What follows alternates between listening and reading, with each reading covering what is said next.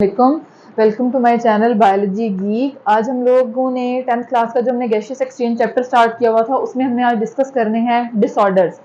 हमारे पास डेफिनेटली सी बात है, जब हम गैसियस एक्सचेंज का चैप्टर पढ़ रहे हैं, रेस्पिरेटरी सिस्टम पढ़ रहे हैं, हमने उसका मैकेनिज्म देखा है, तो अब हमारे पास क्या आएंगे, इसके डिसऑर्डर्स आएंगे। बार बार एक ही बात रिपीट करती हूँ कि हमने जब भी कोई चैप्टर पढ़ना है उसमें हमने सबसे पहले उसको बताना है कि एक चैप्टर हमें कहना क्या चाह रहा है, इसको इंट्रोडक्शन यानी कि उसके बाद हमने इसको प्लांट और एनिमल के अंदर डिस्कस करना है, उसके बाद हमने उसके डिसऑर्डर जो है वो डिस्कस करने हैं लास्ट में। अब हमने इसका इंट्रोडक्शन दे लिया, प्लांट एनिमल में डिस्कस कर लिया, अब हमने आज डिस्कस करना है डिसऑर्डर्स को, क्योंकि ये रेस्पिरेटरी सिस्टम के डिसऑर्डर्स हैं तो हम कहेंगे कि क्या है, रेस्पिरेटरी डिसऑर्डर्स। अच्छा जी, डिसऑर्डर्स को आपने याद रखना है कि हमारे पास जो है, जब ग्रुप ऑफ आप कह लें कि हमारे पास एक से ज्यादा हमारे पास सिम्टम्स होंगे तो हम उसको नॉर्मली क्या कह रहे होते हैं, डिसऑर्डर कह रहे होते हैं।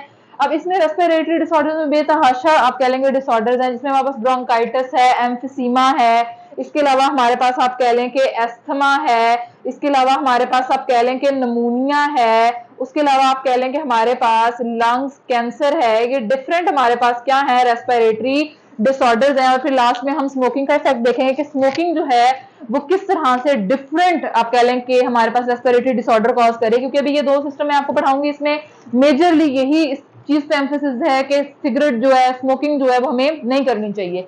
अच्छा जी, उसके बाद कहते हैं कि सबसे पहले हम ब्रोंकाइटिस को डिस्कस कर लेते हैं, एम्फिसीमा। आज ये दो डिसऑर्डर्स हम डिस्कस करेंगे और उसके अलावा हम देखेंगे कि इंस्पायर्ड एयर और एक्सपायर्ड एयर में क्या डिफरेंस है। लास्ट क्लास में आपको याद होगा हमने इनहेलेशन, इंस्पायरेशन और एक्सहेलेशन और एक्सपायरेशन डिस्कस किया था, और मैंने आपसे कहा था कि हम, क्योंकि डेफिनेटली सी बात है, ऑक्सीजन हमारी रिक्वायरमेंट है और कार्बन डाइऑक्साइड को हमने एक्सहेल करना है, तो ऐसा नहीं होगा कि हम सिर्फ एयर को ही क्या करेंगे, इनहेल करेंगे और कार्बन डाइऑक्साइड को एक्सहेल करेंगे। Air is a mixture of gases, तो हम देखेंगे कौन कौन सी गैसेस किस अमाउंट में जा रही हैं और किस अमाउंट में जो है वो बॉडी से रिलीज आउट हो रही है, यानी कि कितनी कंज्यूम हो रही हैं। कंज्यूम होने के बाद जो गैसेस हमारी बॉडी से रिलीज होंगी, that are the expired air. और इंस्पायर्ड एयर क्या होंगी, जो हम एयर से इनहेल कर रहे हैं, that is the basically inspired air. इसको लास्ट में डिस्कस करेंगे। स्टार्ट करते हैं ब्रोंकाइटिस से।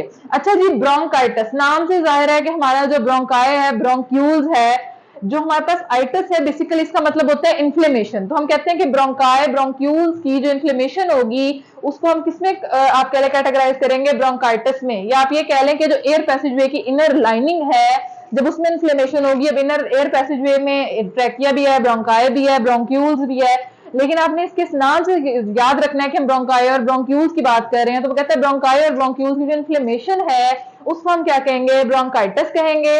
इसकी सिम्टम्स बेसिकली क्या हो सकती हैं, सिक्रीशन ऑफ एक्सेस म्यूकस। आपको याद होगा हमने पढ़ा था कि म्यूकस कहां से सिक्रीट हो रही थी, गॉबलेट सेल्स थे जहां से म्यूकस सिक्रीट हो रही थी। यानी कि अब सिक्रीशन इतनी ज्यादा होगी, सपोज कि मेरे पास ब्रोंकाई है, ये गोबलेट सेल्स हैं, इन गोबलेट सेल से अगर इसका डायमीटर इनिशियली इतना है तो म्यूकस इतनी सिक्रीट होगी जिसकी वजह से इसका डायमीटर क्या हो जाएगा, नैरो हो जाएगा, और एयर पैसेजवे जो है, एयर का एंटर होना और आप कह रहे हैं कि एक्सहेल होना क्या हो जाएगा, डिफिकल्ट हो जाएगा। नॉर्मली सबसे जो बड़ी इसकी रीजन है, सबसे बड़ा सिम्टम है म्यूकस का ज्यादा हो जाना। दूसरा क्या है, कफिंग बहुत ज्यादा रहेगी, इतनी कफिंग कि आप ब्रेथलेसनेस जो है वो फील करना स्टार्ट कर देंगे, और ये एक्यूट और क्रॉनिक हो सकती है। अच्छा, इधर बहुत इंपॉर्टेंट बात, एक्यूट और क्रॉनिक क्या होती है, और आपने ये याद रखना है कि जो क्रॉनिक है वो ज्यादा लीथल और डेंजरस है कंपैरेटिवली एक्यूट से। एक्यूट क्या है कि आपको शॉर्ट ड्यूरेशन के लिए होगी लेकिन शदीद होगी। अब जैसे आप कह लें वीक के लिए हो सकती है, मंथ के लिए हो सकती है, फ्यू डेज के लिए हो सकती है, इंटेंस होगी और ड्यूरेशन कम होगा। क्रॉनिक क्या है, थोड़ी थोड़ी लेकिन एक लॉन्ग ड्यूरेशन के लिए, वो मंथ से ईयर्स पे भी क्या कर सकती है, डिपेंड कर सकती है। हम नॉर्मली कह रहे होते हैं ना कि अगर कोई भी बीमारी प्रोलॉन्ग्ड हो गई है तो हमें क्या करना चाहिए, फौरन से डॉक्टर को कंसल्ट करना चाहिए, क्योंकि ये क्रॉनिक होती जा रही है, और क्रॉनिक जो है वो आहिस्ता आहिस्ता हमें क्या कर रही होती है, डैमेज जो है वो दे रही होती है। अगर आपको इन्फ्लेमेशन, म्यूकस कंटिन्यूअसली है, कफ कंटिन्यूअसली है, ब्रेथलेसनेस कंटिन्यूअसली है, इसका मतलब है आपकी डिजीज क्रॉनिक है। उसकी इंटेंसिटी कम है लेकिन हर वक्त है। एक्यूट क्या है, इंटेंसिटी ज्यादा है और ड्यूरेशन क्या है, कम। वो कहते हैं इसके कॉजेस क्या हो सकते हैं एक्यूट और क्रॉनिक के, फ्यू डेज के लिए लास्ट रहेगी, इसमें आपको फ्लू फील होता रहेगा, ब्रेथलेसनेस होगी, कफिंग वगैरह जो है वो होगी। ट्रीटमेंट्स क्या है, आपने स्मोकिंग नहीं करनी, प्लेंटी ऑफ फ्लूइड यूज करना है।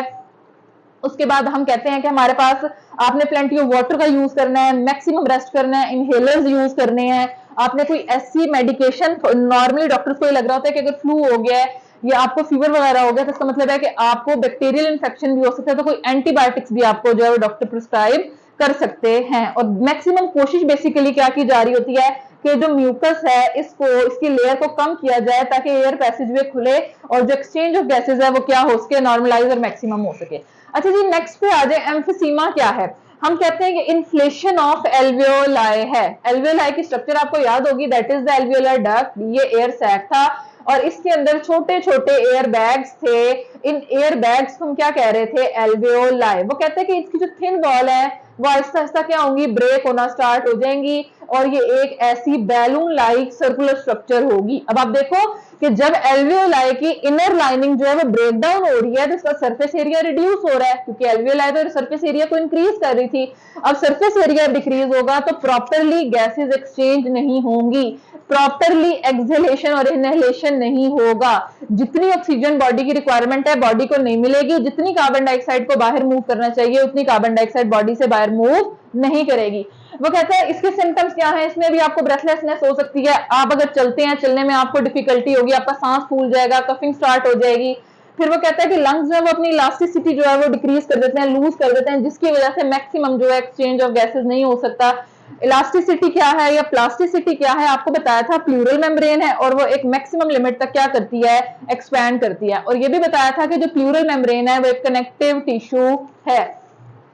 उसके बाद जो ब्रोंक्यूल्स है नैरो हो जाएंगी और उनमें भी इन्फ्लेमेशन जो है वो क्या हो जाएगी, स्टार्ट हो जाएगी। कॉजेस क्या है, thin wall of alveoli break हो रही है, सरफेस एरिया डिक्रीज हो गया, यहाँ पे बात डिस्कस हो गई, और long term irritation of lungs होगी, यानी कि आपको थोड़ी थोड़ी तकलीफ जो है वो हर वक्त रहेगी। नॉर्मली होता क्या है, आप सिगरेट पी रहे हैं यानी कि स्मोकिंग कर रहे हैं, एयर पोल्यूशन की वजह से, कोई ऐसा एरिया जहां एयर पोल्यूशन बहुत ज्यादा है उस वजह से भी आपको हो सकता है।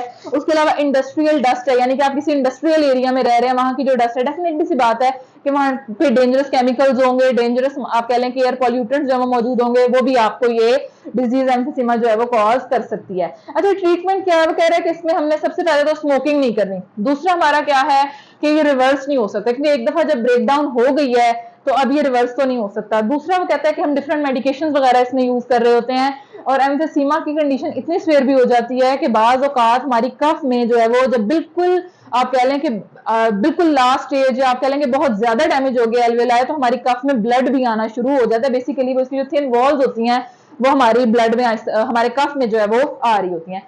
ये हमने आज दो डिसऑर्डर जो हैं उनको क्या किया है, डिस्कस किया है। लास्ट में आ जाता है इंस्पायर्ड एयर और एक्सपायर्ड एयर।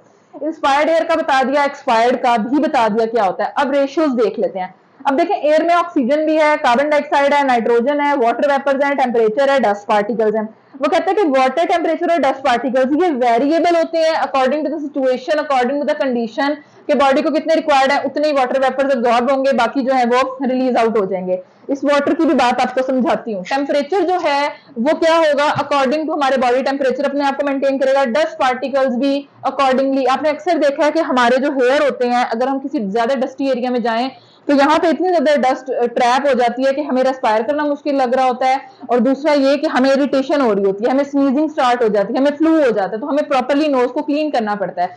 अब नॉर्मली ये जो डस्ट पार्टिकल्स होते हैं हमारे म्यूकस में ट्रैप कर जाते हैं। अब वो म्यूकस बाज़ औक़ात हम स्पिट कर देते हैं और बाज़ औक़ात उस म्यूकस को हम क्या करते हैं, अपनी बॉडी के अंदर जो है वो एंटर कर लेते हैं। अच्छा, अब ये तो इन तीनों की बात होगी। वाटर का क्या कहा मैंने। अब आप देखें, अगर कभी भी विंटर्स में आपने देखा है जब आप क्या करें, एक्सपायर करें, तो आपको क्या नजर आ रहा होता है, फॉग सी नजर आ रही होती है। बेसिकली वो क्या होते हैं, वाटर वेपर्स होते हैं। आपकी बॉडी का टेम्परेचर क्या है, ज्यादा है, बाहर टेम्परेचर क्या है, कम है। जब टेम्परेचर वेरिएबल होगा तो आपको जो है फॉग नजर आएगी। अगर आप समर्स में भी ये प्रैक्टिस करके देखिए, अपना हाथ आगे रखें और एक्सहेल करें तो आपको यहाँ पे वाटर वेपर्स फील होंगे विंटर्स में भी। तो वो बेसिकली क्या है, बॉडी की जो रिक्वायरमेंट है वो बॉडी यूज कर रहा है, एक्स्ट्रा जो है उसको क्या किया जा रहा होता है, रिलीज आउट किया जा रहा होता है। ऑक्सीजन आप जानते हैं 21% होती है, जो एक्सपायर हो रही होती है वो क्या है 16%, यानी कि 5% क्या हो रही है, कंज्यूम हो रही है। कार्बन डाइऑक्साइड इतनी हम इंस्पायर करते हैं और रिलीज कितने करते हैं 4%। जो सारी बाकी रेशियो आई वो कहां से आई, जो हमारी बॉडी जो है एक्स्ट्रा कार्बन डाइऑक्साइड प्रोड्यूस कर रही है, जो कि डेंजरस है हमारे लिए। उसके बाद नाइट्रोजन की बात कर लें, क्योंकि नाइट्रोजन हम ऐसा अपनी बॉडी में कंज्यूम नहीं करते।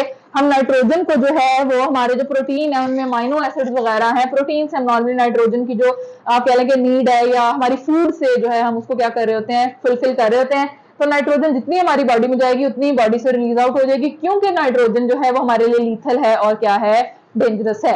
ये था आज का लेक्चर रिस्पिरेटरी डिसऑर्डर्स में, जिसमें हमने 2 डिसऑर्डर डिस्कस की, बाकी जो रिमेनिंग है वो नेक्स्ट क्लास में डिस्कस करेंगे। कोई कंफ्यूजन, कोई बात ना समझ आई हो, आपने कमेंट सेक्शन में लाजमी पूछनी है। वीडियो को लाइक करना है, शेयर करना है, सब्सक्राइब करना है, ताकि इस वीडियो से दूसरों को भी फायदा हो। Thank you so